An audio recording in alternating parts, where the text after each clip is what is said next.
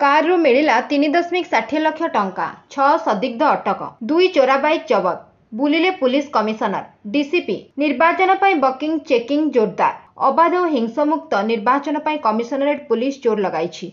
घन घन फ्लागमार्च सांगकू ब्रुकिंग आउ चेकिंग जोरदार चली। सहरर प्रवेश पथ यथा लिंगीपुर, पलाशुणी, खंडगिरी, स्टूडियो छकरे ब्लॉकिंग करा जाउछि। बछा बछा छकरे प्रतिटी गाड़ी को चेकिंग करा जाउछि। खोद पुलिस कमिशनर संजीव पंडा और डीसीपी प्रतीक सिंह चेकिंग रा नेतृत्व नेउछंती।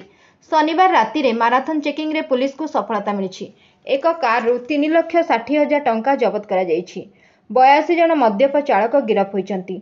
2टी चोरा बाइक जबत होइछि। 6 जन संदिग्ध व्यक्ति को अटक रखा जाइछि। सेतिरु 5 जन जटणी और जड़े मैत्री विहार थाना अंचल धरा पड़िछंती। 82 मद्यप चालक गिरफ।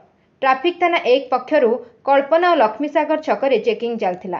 ट्राफिक थाना 2 किड छक और ओमफेड छकरे जांच चलाइथिला। चेकिंग बेले 38 टी गाड़ी को जबत करा जाइछि।